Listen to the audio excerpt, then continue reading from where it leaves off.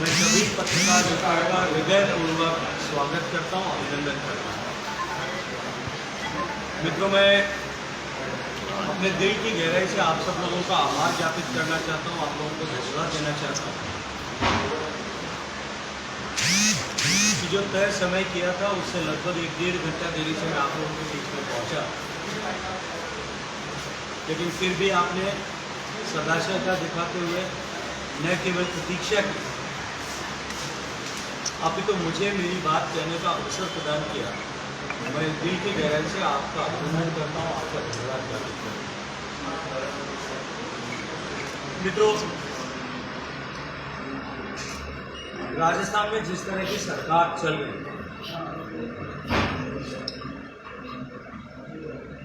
वो निश्चित रूप से दुर्भाग्यपूर्ण है। जिस तरह की अराजकता के हालात राजस्थान में हैं, law and order situation absolutely collapse हो गया।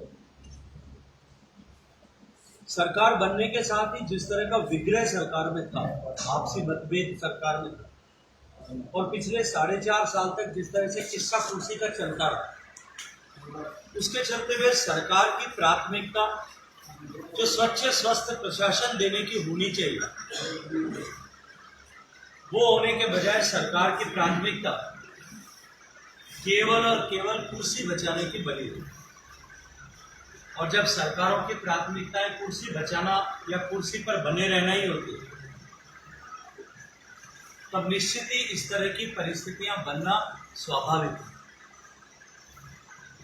2018 के चुनाव में मामूली से अंतर से हम लोग चुनाव हारे थे, आधा प्रतिशत से भी कम, आप सब लोगों को जानकारी है। लेकिन उसका नुकसान और खामियाजा राजस्थान की 4.5 करोड़ जनता को भुगतना पड़ा। आज राजस्थान में किसान बदहाल है।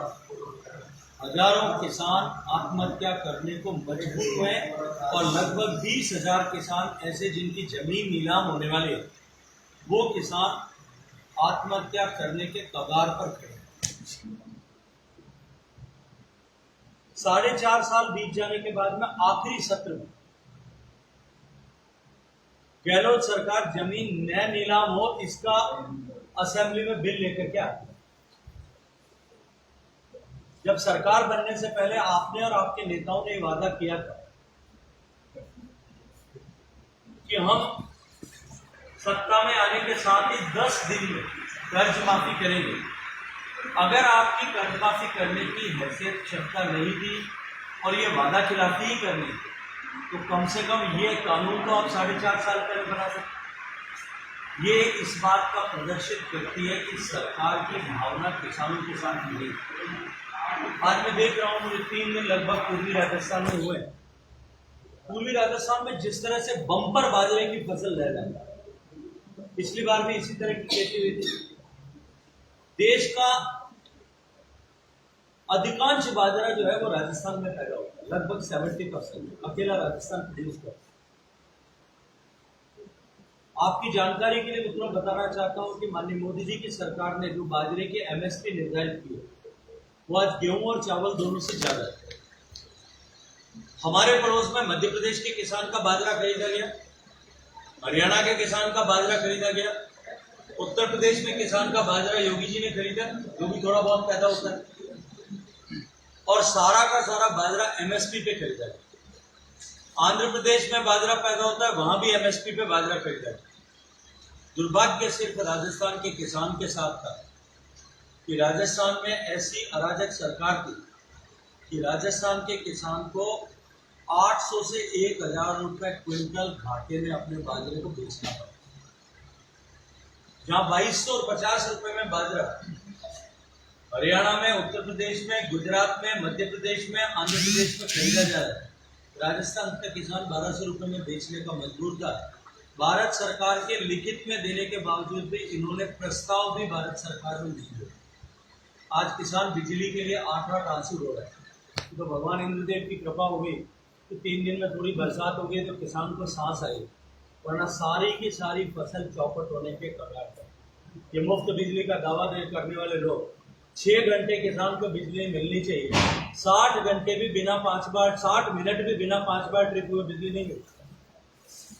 ठीक इसी तरह के हालात जो है डोमेस्टिक बिजली गाँव में त्राही त्राही मची, लोगों को मच्छरों के साथ में सोने के लिए इस अशोक गहलोत सरकार ने विवश कर दिया। युवाओं के साथ में किस तरह का धोखा हुआ, उनको कहा कि हम बेरोजगारी भत्ता देंगे, भत्ता नहीं दिया शायद हम मान लेते, लेकिन उससे आगे बढ़कर के जिस तरह से राजस्थान में पेपर लीक हुआ, जिस तरह से राजस्थान में आरपीएससी में भ्रष्टाचार हुआ, आरपीएससी जैसी पवित्र संस्था को जिस तरह से बदनाम और बर्बाद किया गया, तो राजस्थान का युवा उसको लेकर के आक्रोशित। युवा और किसानों के साथ साथ में राजस्थान की माताओं बहनों के साथ में जिस तरह का दुर्भाग्यपूर्ण वातावरण जो है हालात राजस्थान में बने, राजस्थान को रेप कैपिटल बना दिया। वो राजस्थान जिसकी पहचान पन्ना घाय से, जिसने स्वामी भक्ति में अपने बेटे को कुर्बान करना स्वीकार किया, वो राजस्थान जिसकी पहचान पद्मिनी के जौहर से, वो राजस्थान जिसकी पहचान आपके सवाई माधोपुर में राणा हटी अमीर की पत्नी रूपादेवी के जौहर से, जहां हजारों स्त्रियों एक साथ, ऐसा इतिहास कहता है कि 30,000 से ज्यादा मातृशक्ति ने अपने आप को जल में और अग्नि में समर्पित कर दिया ताकि उनके शील की रक्षा हो सके। शील की रक्षा का दायित्व किसका? सरकार का था, व्यवस्था का था। यहाँ सरकार और व्यवस्था के होते हुए राजस्थान में 2 लाख महिलाओं के साथ में जो है बलात्कार और अपमानजनक व्यवहार हुआ है। राजस्थान में 4.5 साल रोजाना 17 रेप की दर से रेप हो रही है राजस्थान। आप ही के जिले में सारे देश की रूह कांपती है। एक निर्भया कांड दिल्ली में हुआ था मित्रों, पूरा देश गुस्से से आक्रोशित हुआ। उस सवाई माधोपुर जिले की बेटी का क्या दोष, जिसको मार के आपके सवाई माधोपुर करौली जिले की बेटी का क्या दोष है कि उसको मार करके पहले उसके साथ गैंगरेप हुआ, फिर उसका गला दबा करके मारने की कोशिश की गई, फिर उसको गोली मारी गई, फिर उसके ऊपर तेजाब डाला गया, तड़पाया गया और उसके बाद में कुएं में फेंक दिया। ये विभत्स घटनाएं राजस्थान में इकलौती नहीं। भीलवाड़ा की छोटी सी बच्ची घर से उठा करके ले जा करके रेप करके काट करके टुकड़े करके जिंदा और फिर उसको आग में जला देंगे। और उसके बाद में भी राजस्थान की सरकार जो है कहीं उसने कोई स्टेटमेंट देने को तैयार नहीं। उत्तर प्रदेश में एक घटना होने पर लड़कियों लड़ सकती का नारा दे करके और पैदल यात्रा करना प्रारंभ करने वाले वो लोग कहां गए थे? राजस्थान की लड़कियों के लिए, राजस्थान की बहुओं और बेटियों के लिए उनके मन में दर्द क्यों नहीं था? वहां उत्तर प्रदेश की घटना की आलोचना करने वाले मुख्यमंत्री, यहां से हवाई जहाज में बैठ करके वहां जाने की तैयारी करने वाले मुख्यमंत्री अपने राज्य में अपनी बेटी, राज्य की हर बेटी मुख्यमंत्री की बेटी है, उसकी अस्मिता के साथ में खिलवाड़ हुआ, उसके घर वालों के आंसू पहुंचने के लिए जाने को तैयार नहीं। उल्टा जिस पुलिस की कारगुजारी के चलते हुए, जिस पुलिस थानाधिकारी की अकर्मण्यता के चलते हुए परिवार के लोगों ने जाकर के हाथ जोड़े, हमारी बेटी नहीं मिल रही है साहब मदद करो, कि भाग गई होगी किसी के साथ में सुबह आना, उस थानाधिकारी को सस्पेंड जनता के दबाव में करते हैं, 7वें दिन बहाल करके वापस उसी थाने में प्रतिस्थापित करें। ये जो दुर्भाग्यपूर्ण व्यवहार राजस्थान की सरकार का रहा, उसके चलते हुए राजस्थान आज इस हालात में पहुंच गया है कि जो पुलिस के थाने के बाहर लिखा हुआ होता है अपराधियों में डर और आमजन में विश्वास, आज राजस्थान में आमजन डरा हुआ है और अपराधी जो है वो विश्वास के साथ में काम कर रहे हैं, अति आत्मविश्वास में। तब राजस्थान में गैंगवार हुआ और उन गैंगवार्स में 7,500 निर्दोष राजस्थान के नागरिक मारे जाते। तब राजस्थान में माफिया पनपता है, तब राजस्थान में माइनिंग माफिया पनपता है, तब राजस्थान में जो है वन संपदा का माफिया पनपता है, तब राजस्थान में बदरी माफिया पनपता है, तब राजस्थान में शराब माफिया पनपता है, तब राजस्थान में भूमि माफिया पनपता है, तब राजस्थान में मंदिरों की जमीन पर कब्जा करने वाला माफिया पनपता है, और तब राजस्थान में खनन माफिया पनपता है। और अंत में जाकर के बाबा विजयदास को 500 दिन अमरण अनशन करके एक साधु को पेट्रोल डाल करके आग लगानी पड़ती है। मित्रों, हर उस मां की जिसकी बेटी के साथ में बलात्कार हुआ, और हर उस बेटी का दर्द, हर उस साधु जिसके साथ में अपमानजनक व्यवहार हुआ, और उस बाबा विजयदास को जिसको जल करके आत्मदाह करना, उसके दर्द को राजस्थान की जनता देख रही है, अपने दिल में महसूस कर रही है। और इस राजस्थान की अराजक सरकार को उखाड़ फेंकने के संकल्प के साथ में मुझे पूरे राजस्थान में प्रवास करने का मौका मिलता है। मैं जिम्मेदारी से कह रहा हूं कि संकल्प के साथ में तैयार करिए। अब की बार ऐतिहासिक बहुमत के साथ में भारतीय जनता पार्टी को जिता करके यहाँ सुशासन स्थापित करें। वो राजस्थान जो हमारा भारतीय जनता पार्टी सरकार के समय में शिक्षा में, चिकित्सा में, रोड कंस्ट्रक्शन में, पीएमजीएसवाई की रोड कंस्ट्रक्शन में, बिजली देने में, गैस का कनेक्शन देने में, आवास बनाने में देश के पहले 3 प्रदेशों में होता। वो आज सरकारी योजनाओं के इम्प्लीमेंटेशन को उठा करके देख लीजिए। स्वच्छ भारत मिशन में नीचे से तीसरे, जल जीवन मिशन में नीचे से तीसरे। गरीब माताओं बहनों को पीने का पानी देने के में भी राजनीति कर, उसी में भी भ्रष्टाचार कर। 34,000 करोड़ रुपया मैंने दिया, मोदी जी के आशीर्वाद से दिया और मोदी जी के आदेश पर दिया। उस 34,000 करोड़ रुपए में से आज 8,000 करोड़ भी खर्च नहीं कर पाए, उसमें भी भ्रष्टाचार। ये जो दुर्भाग्यपूर्ण परिस्थिति है, इसको बदलने के लिए भारतीय जनता पार्टी का कार्यकर्ता संकल्पबद्ध होकर के काम कर रहा है। एक विषय आपके संज्ञान में और लाना चाहिए।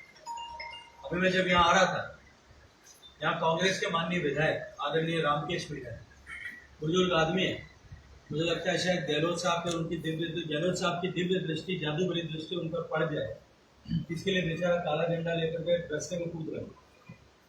मैंने तो धीरे खोल करके कहा था कि आ जाओ, होटल का नाम बता करके वहां पत्रकारों के साथ में बैठ करके बात करें, वहां बैठ करके चर्चा करते हैं, दूध का दूध और पानी का पानी। कि ईआरसीपी को राजनीति के फुटबॉल तुम्हारा नेता अशोक गहलोत बना रहा है या भारत सरकार बना है? मैं आप लोगों की जानकारी के लिए एक विषय स्पष्टता के साथ में करना चाहता हूं। ये ईआरसीपी का उद्भव कहां से हुआ? माननीय अटल जी की सरकार के समय में जब नदी जोड़ने के प्रकल्प पर काम होना शुरू हुआ था, उस कमेटी ने 31 लिंक आइडेंटिफाई किए थे, जिसमें से एक लिंक पार्वती, कालीसिंध और चंबल का, जिससे 1360 एमसीएम पानी मध्य प्रदेश और राजस्थान के बीच में बंटना। लेकिन क्योंकि दोनों राज्यों की सहमति नहीं थी और दोनों ने अस्वीकृत कर दिया, इसलिए उसको बंद कर दिया था परियोजना।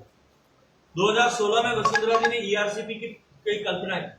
2017 में भारत सरकार के एक मेरे ही मंत्रालय के अधीन काम करने वाली संस्था वैप्कोस ने उसकी डिजाइन बनाई, उसको काम दिया गया। 2017 के नवंबर में जो है हमने डिजाइन कंप्लीट की। जब डिजाइन अधूरी बनी थी तब अब जो, क्योंकि भारत सरकार के जो नियम है, जो प्रक्रियाएं हैं, और वो हमने नहीं बनाई। 1965 में जब 1960 के दशक में भारत में जब बांध बनने शुरू हुए थे, उस समय योजना आयोग ने जो सिस्टम बनाया था, जिसका 4 बार योजना आयोग 2014 तक समीक्षा कर चुका है और ये मानता है और उन्होंने माना है कि भारत में अंतरराज्यीय नदियों पर 2 राज्यों के बीच में कोई भी प्रोजेक्ट जो है वो 75% डिपेंडेंसी के सिस्टम पे नहीं बनना चाहिए। कम से कम 4 साल में से 3 साल तो पानी उसमें आना चाहिए। लेकिन यदि कहीं ऐसी परिस्थिति है जो अनअवॉइडेबल है, एक्सेप्शनल केस है, तो दोनों राज्यों के बीच अगर सहमति हो तो वो 50% या उससे कम पे भी बना सकते। वसुंधरा जी को ऐसा लगता था कि वसुंध जो है हम कोशिश करेंगे, पहले 75% पे प्रोजेक्ट बनाया, फिर उन्होंने कहा कि हम 50 की कोशिश करते हैं, थोड़ा पानी राजस्थान को ज्यादा मिलेगा, मध्य प्रदेश से बात करेंगे, अगर सहमति बन जाएगी तो 50 पे करेंगे, नहीं तो 75 पे करेंगे। 75% की जगह 50% निर्भरता का नक्शा बना करके भारत सरकार में भेजा गया। अब फरवरी 2018 में, तारीखें लिख करके रखिएगा, मैं आपको कागज भी दे दूंगा। फरवरी 2018 में कागज भेजा गया। मोदी जी की सरकार के अधीन जल शक्ति मंत्रालय ने काम का जो है उसका इवेल्युएशन करने से पहले ही प्राथमिक रूप से उसको देख करके अप्रैल में हमने चिट्ठी लिख करके भेज दी थी कि इसमें या तो 75% डिपेंडेबिलिटी पर बना के लाओ, नहीं तो मध्य प्रदेश से पहले सहमति लेकर के आओ, उसके बाद में इसका टेक्निकल अप्रेजल हो सके। टेक्निकल अप्रेजल हो जाएगा, उसके बाद में इसका इन्वेस्टमेंट क्लियरेंस होगा कि लागत और खर्च इन दोनों के बीच में जो है संतुलन है कि नहीं, लागत और बेनिफिट के बीच में कॉस्ट और बेनिफिट का रेशियो जो है वो ठीक है कि नहीं। उसके बाद में इसमें एनवायरमेंट क्लियरेंस मिल जाएगा, उसके बाद में वाइल्ड लाइफ क्लियरेंस मिलेगी और उसके बाद में हम इसको राष्ट्रीय परियोजना घोषित करेंगे। वो मध्य प्रदेश से एनओसी आज तक हो गई। सरकार बदल गई। सरकार बदलने के बाद में माननीय गहलोत साहब ने उस समय की मध्य प्रदेश की सरकार कमलनाथ जी को चिट्ठी लिखी और कहा कि राजस्थान ने हमको इस पे 50% पर बनाने की स्वीकृति प्रदान। मैं आपको कॉपी दूंगा उस चिट्ठी की। कमलनाथ जी ने चिट्ठी लिख करके वापस लिखा 1 महीने बाद, सरकार बनने के 2 महीने और उस चिट्ठी की प्राप्ति के 1 महीने बाद में उन्होंने लिखा कि किसी भी सूरत में मध्य प्रदेश ये इस पे सहमत नहीं है, ये मध्य प्रदेश के हितों के विपरीत है। आप 75% डिपेंडेबिलिटी का जो नियम है उसके हिसाब से प्रोजेक्ट बनाओ, हम आपको सहमति प्रदान करें। और उन्होंने भारत सरकार को भी चिट्ठी लिखी कि ये इलीगल प्रोजेक्ट अगर बनाने की कोशिश करते हैं तो भारत सरकार को तुरंत उसको रोकना चाहिए। उसके बाद में आज तक राजस्थान सरकार की तरफ से कोई पहल नहीं की। मैंने अपने मंत्रालय में ये जानते हुए कि इन 13 जिलों के साथ में न्याय करने की आवश्यकता है, यहाँ पानी नहीं होगा, पीने के पानी का भी संकट खड़ा होगा, मैंने अपने कार्यालय में 9 बार मीटिंग बुलाई और जिम्मेदारी से आपके सामने कह रहा हूं, रिपीट करके 9 बार, एक बार भी आज तक राजस्थान सरकार का वाटर रिसोर्सेज मंत्री, पहले गहलोत साहब खुद थे, बाद में महेंद्रजीत मालवीय है, आज तक कभी उन्होंने मुझसे मुलाकात भी नहीं की। 9 की 9 मीटिंग में एक बार भी नहीं आए। मैं आपसे पूछना चाहता हूँ, राजनीति मैं कर रहा हूँ, रामकेश मीणा जी की सरकार कर, और उससे आगे बढ़ करके मैंने मोदी जी से जाकर के निवेदन किया, मैं साहब 9 बार मीटिंग बुला ली, वो आते नहीं है, मुझे क्या करना चाहिए? तो उन्होंने कहा तुम जाकर के जयपुर में मीटिंग करो, वो नहीं आ सकते। हमने गहलोत साहब को पत्र लिखा, उनके ऑफिस से संपर्क किया, उनसे निवेदन किया कि आप आने वाले दिनों में कोई एक तारीख बता दीजिए जिस दिन आकर के हम जयपुर में मीटिंग कर सकें। हमारे निवेदन को उन्होंने स्वीकार किया, बहुत प्रसन्नता हुई। उन्होंने 18 अप्रैल 2022 की तारीख मुकर्रर की। उन्होंने मैं 17 अप्रैल को अपने पूरे सरकार का तामझाम लेकर के वहां पहुंच गया, सारे सचिव, सारे अधिकारी, नेशनल वाटर डेवलपमेंट अथॉरिटी के अधिकारी, सब लोगों को लेकर के, CWC चेयरमैन, CGWB चेयरमैन, सारे इतने बड़े अधिकारियों को लेकर के वहां पहुंच गए। 17 तारीख को रात को 9 बजे, 18 सुबह 9 बजे मीटिंग के 12 घंटे पहले मुझे ईमेल से एक सूचना दी जाती है, वो भी टेलीफोन कॉल नहीं। मैं भारत सरकार का मंत्री था, प्रोटोकॉल में मुख्यमंत्री जी के, माननीय मुख्यमंत्री जी के बराबर प्रोटोकॉल। मुख्यमंत्री जी में इतनी भी कर्ची नहीं थी, मंत्री कैसे तो कम से कम मुझे कहलवा देते कि हम एक अधिकारी से चिट्ठी भेजी गई कि न मंत्री आएंगे और न मुख्यमंत्री आएंगे, आप जो है अपने स्तर पर इसकी मीटिंग। मैंने आग्रह किया आप चीफ सेक्रेटरी को भेज दीजिए, उसको भी नहीं भेजा। मैंने सारे प्रोटोकॉल पूर्ण करके फिर अधिकारियों के साथ बैठे, अधिकारियों ने स्वीकार किया कि जो बात आप कह रहे हो वो ठीक है, राजस्थान के हित में है, लेकिन पॉलिटिकली जब तक निर्णय नहीं होगा हम इसको कुछ नहीं करते। मित्रों, 50% पे की जगह अगर 75% पे राजस्थान वो प्रोजेक्ट को बनाता है, और मैं आपको इसलिए विस्तार से बता रहा हूं कि आप लोगों के मन में एक क्लैरिटी होनी चाहिए और आप लोगों को भी जिम्मेदारी आज मैं देकर के जा रहा हूं। 75% डिपेंडेबिलिटी पे बनती है तो राजस्थान को 1750 MCM पानी मिलता है, 1 million cubic metre, 1750 million cubic metre, 1 cubic metre में 1000 लीटर पानी आता है। 1 मिलियन क्यूबिक मीटर का मतलब 10 लाख हजार लीटर पानी, 100 करोड़ लीटर पानी होता है तब 1 cubic metre, 1 million cubic metre बनता है। 1750 100 करोड़ लीटर पानी राजस्थान को मिलता है, और उस पानी से क्या हो सकता है? इन 13 जिलों में संपूर्ण पीने के पानी की अगले 40 साल की guarantee, complete guarantee of 40 years, next drinking water of 40 years. इसके अलावा 2 लाख एकड़ सिंचाई के जो छोटे छोटे बांध और तालाब हमारे हैं, जिसमें सवाई माधोपुर के भी हैं, जिसमें अलवर के भी हैं, जिसमें भरतपुर के भी हैं, जिसमें टॉप के भी हैं, इन 10 जिलों के छोटे छोटे 9 जिलों के छोटे छोटे तालाबों से जो सिंचाई होती है, पानी की आवक कम होने के कारण से जो है उससे सिंचाई नहीं हो पाती, उनमें पानी भर दे ताकि कम से कम उन 2 लाख हेक्टेयर के जमीन पे, 2 लाख एकड़ जमीन पे ठीक से खेती हो सके, इतना पानी मिलता। अगर 50% से बनती तो 2 लाख हेक्टेयर एक्स्ट्रा हो सकता, लेकिन इतना तो मिल रहा।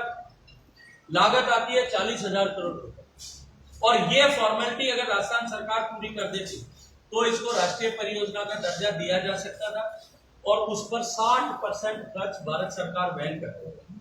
अगर वर्तमान में जो प्रचलित योजना है प्रधानमंत्री कृषि सिंचाई योजना, उसमें लेते तो भी 60% भारत सरकार करती। एक ही विषय है, ये तो एक परियोजना की बात कर रहे हैं। मोदी, अशोक गहलोत साहब कहते हैं 16 परियोजनाएं देश में चल रही है, 16 की 16 कांग्रेस के जमाने में बनी हुई, हमने राष्ट्रीय परियोजनाएं नहीं बनाई। मोदी जी ने इनके जमाने की अधूरी पड़ी हुई परियोजनाओं को 105 को प्रधानमंत्री कृषि सिंचाई योजना में लिया, और हमने कहा कि हम जो है तुमको 60% पैसा देंगे तो इस परियोजनाओं को पूरा कर। और अब मैं गर्व के साथ में कहता हूं कि उसमें से 80 परियोजनाएं हमने लगभग पूरी कर दी। हमने आग्रह किया कि हमने अगर इसको हम जो करते, हम इसको PMKSY में ले लेते, या अगर हमारी बात मानते तो 60% पैसा भारत सरकार देती, 40% इनको देना होगा। 40,000 करोड़ रुपए का 60% होता है 24,000 करोड़। राजस्थान सरकार को खर्च करना पड़ता 15-16 हजार और 1750 MCM पानी मिलता। आप लिख करके रखिएगा, आपको काम आएगा। 1750 मिलियन क्यूबिक मीटर पानी राजस्थान को मिलता, जिससे सिंचाई भी होती और जिससे पेयजल भी मिलता। अशोक गहलोत साहब को वो गवारा नहीं था, क्योंकि उनको इसमें राजनीति करनी। एक बार भी आए नहीं, एक मीटिंग में आए नहीं, एक चिट्ठियां लिख करके और यहाँ पे घूम घूम करके भाषण दे रहे थे कि भारत सरकार जो है उसमें दुर्भावनापूर्वक काम कर रही है। प्रधानमंत्री ने वादा किया था लेकिन कर नहीं रहे। प्रधानमंत्री ने पहली बात तो कोई जो है ऐसी घोषणा नहीं की थी, और उन्होंने कहा था तकनीकी पक्षों पर विचार करके हम सहानुभूति से काम करेंगे, तुम तकनीकी पक्ष को पूरा करो। अब उसके बाद में अशोक गहलोत सरकार ने एक पाप किया, और मैं सिद्ध करूंगा अभी आपके सामने कि क्या पाप। उन्होंने उस ERCP के नाम ERCP का और एक नया लिंक बनाना शुरू कर दिया। आपको याद होगा वो कह रहे हैं बार बार कि अब जो है हम अपने आप बनाएंगे, भारत सरकार पैसा नहीं देगी तो हम अपने खर्चे से बनाएंगे। उन्होंने एक नया लिंक बनाने के लिए फिर मेरे ही मंत्रालय के अधीन काम करने वाली संस्था को काम दिया कि आप हमारे लिए नई डिजाइन बना करके, और वो डिजाइन है नवनेरा बांध से गालवा में, गालवा से ईसरदा में और ईसरदा से बीसलपुर में पानी डाला। हमने डिजाइन बना के दिए, इसलिए मैं आधिकारिक रूप से कह सकता हूँ और आपको पेपर भी दे दूँ अगर जरूरत है। उससे केवल राजस्थान को 521 MCM पानी मिलेगा। जो हम रास्ता बता रहे थे उससे कितना मिलता था? 1750 MCM। 521 MCM पानी मिलेगा, 1/3 भी नहीं, और 1/3 से भी कम पानी मिलेगा, और उसका खर्च कितना आएगा? 16,000 करोड़। एस्टिमेट भी हमने ही बना के दिया, 15,000 कुछ करोड़। अब मैं आपसे पूछना चाहता हूँ कि 15,000 करोड़ खर्च करके आप जो है 521 MCM पानी लाना चाहते हो। हम 15,000 16,000 करोड़ खर्च करके आपको 1750 MCM पानी की योजना दे रहे हैं। आप बात कर रहे हो कि नहीं कर रहे? और उस 521 MCM पानी से क्या होगा? किसको पानी मिलेगा? जयपुर शहर को 390 MCM, अजमेर शहर को 110 MCM और टोंक को 50 MCM। वो 521 इस समय भी कम पड़ जाएगा, पूरा नहीं हो पाएगा। उस 521 MCM से इन 3 शहरों के पीने के पानी की ही सुविधा के होगी। ये जो 10 जिले ना जिनके नाम पर गहलोत साहब राजनीति करते हैं, दौसा से लेकर के और सवाई माधोपुर के तक के 10 जिलों को एक बूंद पानी भी नहीं मिलेगा, एक बूंद भी। और मैं आज आप लोगों को एक जिम्मेदारी देता हूँ, ये रामकेश मीणा बुजुर्ग आदमी जो झंडा लेकर के दिखा रहा था, उसको एक प्रश्न जरूर पूछिएगा कि वो बताए कि उसके सवाई माधोपुर को, उसके गंगापुर सिटी को अशोक गहलोत के प्लान से कितना पानी मिल रहा है। नहीं तो मैं बताता हूं कि मैं कितना पानी देने वाला हूं। उसी खर्च में जितना पैसा राजस्थान का खर्च होगा, उसी खर्च में उतना पानी मिलेगा। ये लोग नहीं माने, लेकिन माननीय मोदी जी ने ये सिखाया, मंत्र दिया है कि रुको मत, आगे बढ़ो। हमने नए सिरे से विचार करना शुरू किया।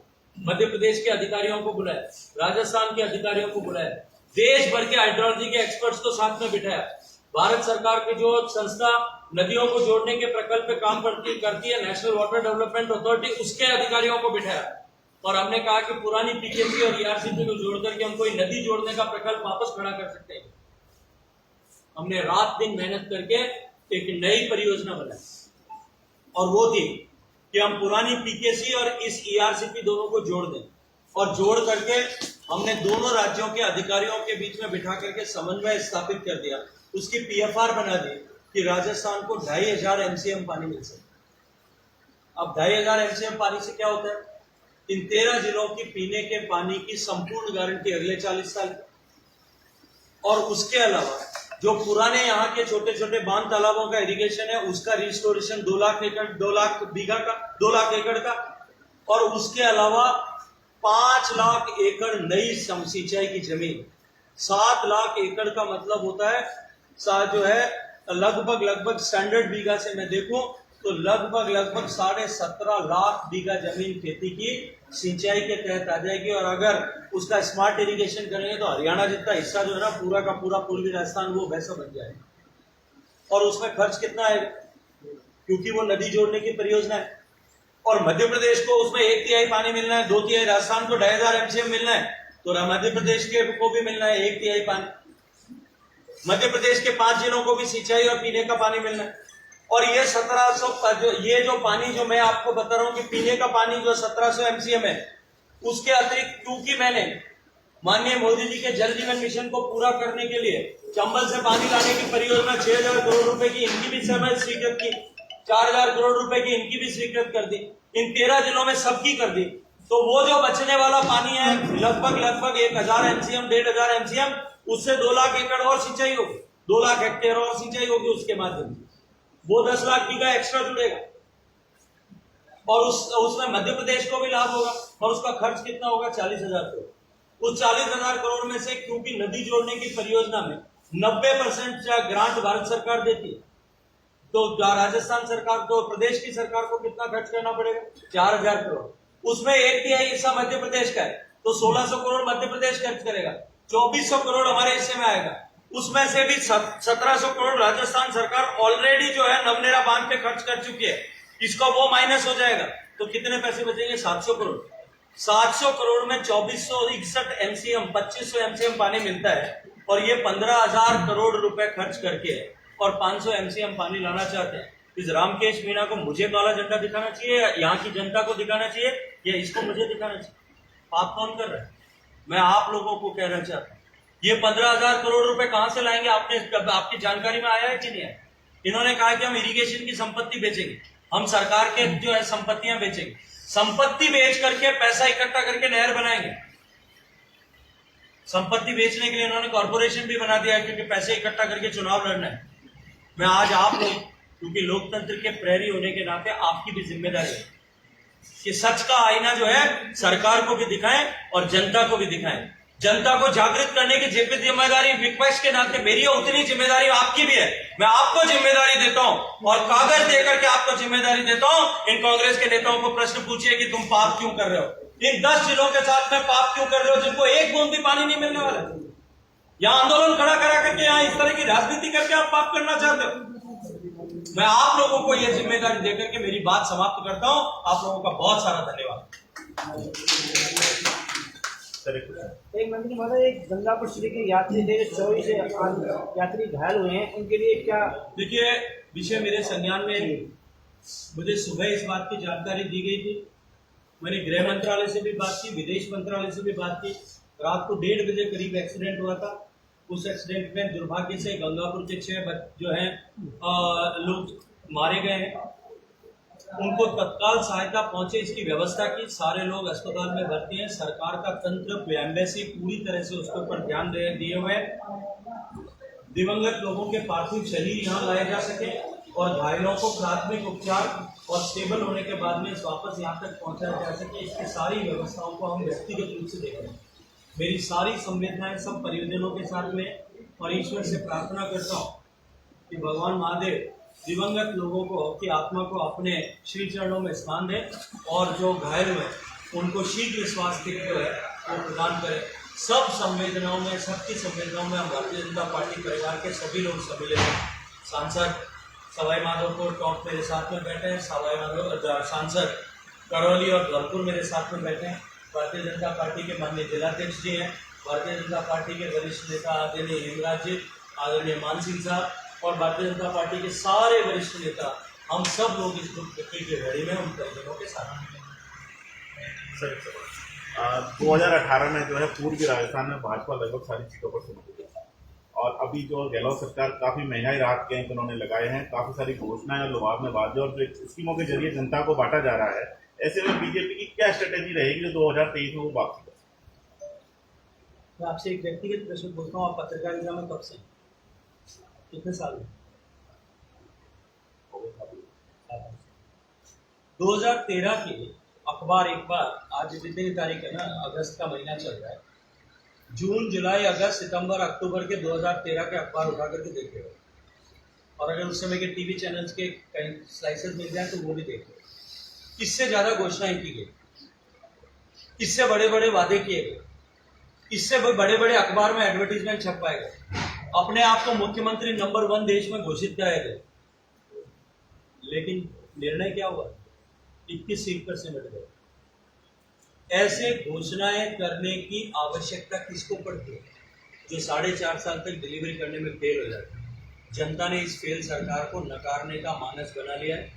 2013 में हमको 163 सीटें, 81.5% बहुमत मिला था सीटों। मैं आपको जिम्मेदारी से कह रहा हूँ कि अब की बार हम अपना रिकॉर्ड पिछली बार का तोड़ेंगे। और उससे आगे बढ़ करके एक बात कहना चाहते हैं, अगर हम लोग ये बात कहते थे तो ये राजनीति दिखाई दे, शायद लगता कि हम राजनीति से प्रेरित होकर इस तरह की बात करते। कांग्रेस पार्टी के विधायक सदन पर कमे खड़े होकर के ये कहते हैं कि अब की बार हम बस में जाने देते बचे। एक माननीय मंत्री जी जो मुख्यमंत्री के सलाहकार भी ऑफिशियली डेजिग्नेटेड, वो अपने एक दूसरे मंत्री साथी की तरफ, सामान्यतः सदन आपने देखा होगा विपक्ष और पक्ष आमने सामने बैठता है, वो पक्ष की बेंच की तरफ घूम करके अपने मंत्री को, जो आप ही के हड़ौती से आते हैं देश और माननीय मुख्यमंत्री जी के सबसे बड़े सिपह सलार, जिन्होंने मुख्यमंत्री जी को बचाने के लिए जो है उनकी कुर्सी बचाने के लिए आला कमान तक ने भी बैठी बिठा ली थी, उनकी तरफ इंगित करके कहते हैं कि तुम सबसे बड़े चोर हो, तुम्हारे कारनामों के कारण से। मुख्यमंत्री का सलाहकार मुख्यमंत्री के खास मंत्री को कह रहा है, तुम्हारे कारनामों के चलते हुए हम सिटी बस में जाने वाले कितने बचेंगे। एक माननीय मंत्री जी जो कैबिनेट में साथ बैठते थे, जिनको महिलाओं के सम्मान के लिए आवाज उठाने पर बर्खास्त कर दिया गया, लाल डायरी लेकर के आए, एक पन्ना पढ़ करके सुनाया सरकार को सांप सूंघ गया, मुख्यमंत्री जी सहित सब चरण वंदना करके और चुपचाप बैठे हैं। उन मंत्री जी ने मंच पे खड़े होकर 50,000 लोगों के सामने कहा, कांग्रेस की सभा में, बीजेपी की नहीं थी सर, उसमें खड़े होकर के कहा कि ये सदी की सबसे भ्रष्ट सरकार है और इनके कारनामों में चलते हुए हम फॉर्च्यूनर जितने बचे। मेरे युवक पश्चिमी राजस्थान से एक युवा बहन विधायक है कांग्रेस की, उसने विधानसभा के पटल पे खड़े होकर के कहा कि हम इनोवा जितने बचेंगे। मेरे को लगता है कि अब की बार ये हम दो हमारे दो स्कूटर पे बैठ के जाए। एक सवाल मेरा आपके लिए कि यहाँ पे पांचना बांध है, अगर आपकी सरकार बनती है डबल इंजन की तरह आप खोलेंगे इस पांचना बांध को? 16 साल से बंद है। देखिए में मैं आपको बताता हूँ, जो 16 साल से बंद है उसमें कई साल तक न्यायालय में बात लंबे समय, न्यायालय का निर्णय मेरे को बात पूरी करने दो, मैंने आपकी बात पूरी कर न्यायालय का मैं बात लंबित था, इसलिए मैं उस पर टिप्पणी पहले नहीं करना चाहता। लेकिन पांचना बांध का संकट सिर्फ ये है कि उस बांध में यथेष्ट पानी नहीं है। मैंने अभी आप सबसे क्या आग्रह किया कि राजस्थान में जब ईआरसीसी का जो लिंक हम बना रहे हैं उसमें 2400 एमसीएम से ज्यादा 2500 एमसीएम पानी आएगा, जो 40 तालाब जिनको भरने की हमने पहले से संकल्पना की हुई, क्योंकि हमारे पास में उससे भी ज्यादा पानी आ रहा है। तो ये पांचना जैसा एक नहीं, पांचना की कैपेसिटी तो 50 एमसीएम भी नहीं, इसके जैसे 10 और बांध भर करके सिंचाई करेंगे, इस संकल्पना के साथ काम। अभी काली पीर जो धौलपुर में, छोड़ो यार काली पीर को, जो मैंने बताया उसका जवाब दो पहले। चलो दोस्तों, जिस घड़ी का आपको इंतजार था वो घड़ी आ गई है। जी हाँ, अग्रवाल कोचिंग सेंटर के द्वारा अग्रवाल एसएससी कैंपस का शुभारंभ 17 मई से किया जा चुका है, जहां आपके लिए होगा उच्च स्तरीय पाठ्य सामग्री के साथ बेस्ट फैकल्टी का समागम व अध्यापन। यदि आप अपने एसएससी के सपनों को साकार करना चाहते हैं तो फिर हो जाइए तैयार, क्योंकि जब अग्रवाल कोचिंग सेंटर का हिस्सा तो फिक्र की क्या है। एसएससी व रेलवे के बैच में छात्राओं को मिलेगा 50% डिस्काउंट। ऑफर सीमित समय के लिए। एसएससी के न्यू बैच हो चुके हैं प्रारंभ, तो फिर आज ही संपर्क करें। पता Agarwal SSC campus, Kushalgarh lake के सामने, राघव बिग बाजार के ऊपर, नहर road, Gangapur city. Contact number 9777003170 और 8104172612।